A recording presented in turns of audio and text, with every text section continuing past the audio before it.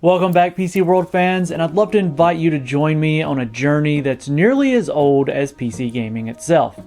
We're going to explore the remake of the beloved point-and-click adventure and puzzle fest that is Myst. Now, it was 1993 when Myst first landed and had CD-ROM drives around the world spinning up to get lost in its captivating world and brain-bending puzzles. In this video, we'll look at the advancements current technology has brought to this classic and touch on how it runs with the latest bells and whistles all enabled. When Myst was released, I was just a little too young to really get into it. It was quite frankly too difficult of a game for me at the time. I was better off sticking to the original Doom, which was much more my speed. But times have changed. And right on schedule, with the current trend of remakes and remasters, comes my second chance to dive right into the magical world of Myst. When the game launched nearly 30 years ago, it was beautiful. The simulated worlds were cutting edge, with graphics at the time that felt very lifelike. Cutscenes were handled with full motion video, more commonly referred to as FMVs at the time, and you can bet you had to have a pretty speedy CD-ROM to get full enjoyment out of this legendary title. Well, that was 1993. In 2021, we have made so many advancements in PC gaming it's not even funny. For starters, most gaming PCs now don't even have an optical disc drive, so no worries about it being fast enough to not skip the audio when playing back the dialogue or those FMVs. But we've also got Unreal Engine 4. UE4 is what powers the Myst remake and brings it out of the point-and-click world and into a fully explorable 3D environment. It also adds support for the latest graphical features like ray trace reflections, as well as modern upscaling technologies like NVIDIA's DLSS and AMD's Fidelity FX Super Resolution. So no matter what GPU you're using, you'll have access to some kind of performance boost. Oh, did I mention the Myst remake also supports VR? Along with simultaneous support for ray trace reflections and DLSS, while seeing the island from a fully immersive perspective. Now let's go through the technologies and how they impact the gameplay of this classic remade for modern audiences. And there's nothing more modern when it comes to graphical features than ray tracing, and you bet Myst has it on lockdown. Now it's only ray tracing reflections though, so don't expect a whole host of tweakable options here, but don't count this as another everything is a mirror kind of implementation. We're talking additional fidelity without impacting the game's artistic direction. In some places, like in Bowls of Water, I was expecting crazy amounts of reflections, but that's not the case. You'll find enabling this feature serves to enhance the surface reflectivity when surfaces should actually be reflective. So, marble tile floors and water will reflect off-screen objects, which are exceptionally important for VR, something we'll touch on real soon.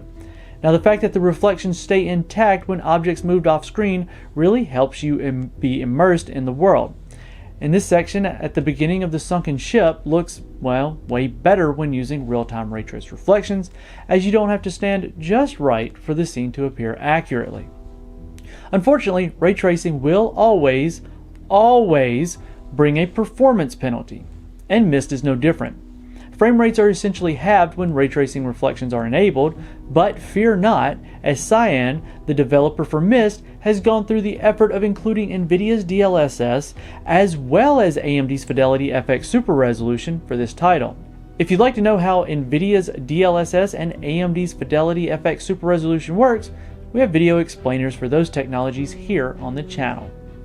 Now I wanted to show you a quick look at the performance benefits of enabling DLSS or FSR after applying ray tracing at 4K using something as simple as the GeForce RTX 3060.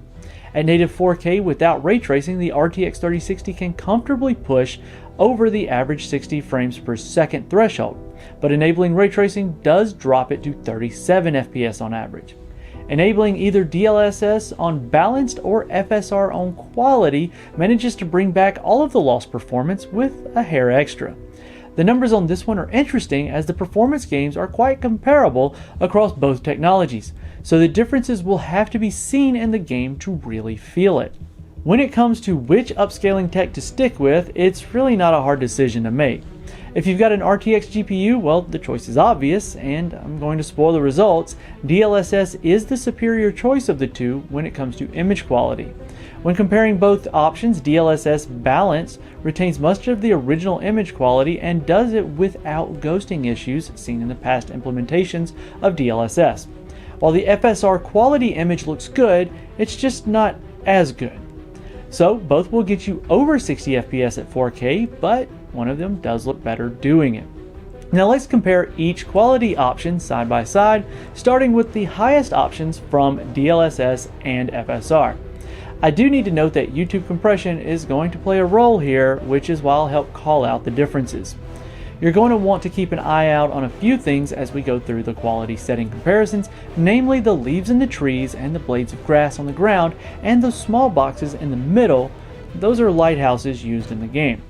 Now pay attention to the clarity of details, starting with the highest settings from both options, and what you'll see is a fairly comparable image. This is great news for those who don't have access to DLSS, but there's a much better separation of tree leaves and branches compared to FSR. Nitpicky, sure, but that's the point right now. Moving to the next setting down, we find much the same story, but the FSR side is starting to exhibit that painted look. The grass is starting to get a bit blurry and jaggedy around the edges, while the DLSS side is still sharper and more in line with the native image. Now stepping down to the lowest setting is where we start to see a separation of image quality. The FSR side has the leaves meshing together. Thankfully, the foreground textures still hold up so long as you're not peering off into the distance, so it isn't that noticeable. But when you go to the lowest settings, that being ultra performance for DLSS and performance for FSR, there's no mistaking the difference. The image becomes very soft on the FSR side, and when looking at these next to each other, the ultra performance option is not bad at all considering. So all of these options offer up good alternatives to grab back some of the performance that was lost when enabling ray tracing, which is the point. When visual fidelity is retained and performance is regained, then there's no reason to not crank the game to full details and enjoy it. What about VR? VR's dead after all, right? Please, it's far from it. I actually had to fire this one up in VR to really get a taste of what it was like to walk around on the island in Myst. And I'll say it was downright insane at how good it looked. Unfortunately, the RTX 3060 struggled to hold the frame rate on my Oculus Rift S, and it presented noticeable frame rate dips. But since DLSS works in VR with this title, it was smooth sailing once that was enabled. So my only complaint was that I had to stop playing and come finish up this video. So Myst, I mean, what more can you really say about this game? What's old is new again, and part of being new again comes with legitimate new features on the graphics side of things. You now get to fully navigate and look around the island while interacting with classic puzzles, and you'll get to see it all in a new light. From ray tracing to DLSS and FSR, the options abound for gamers to take advantage of. And if you've got an RTX card, then you'll certainly want to take advantage of the DLSS option to enable everything and still get a great image quality and performance. But if you don't, the developers have taken great care to implement AMD's FSR for everyone else. Now thank you for joining me on this adventure, and if you've enjoyed it, let me know by leaving a thumbs up, and make sure you're subscribed here at PC World for more in-depth technical coverage of your favorite hardware and games.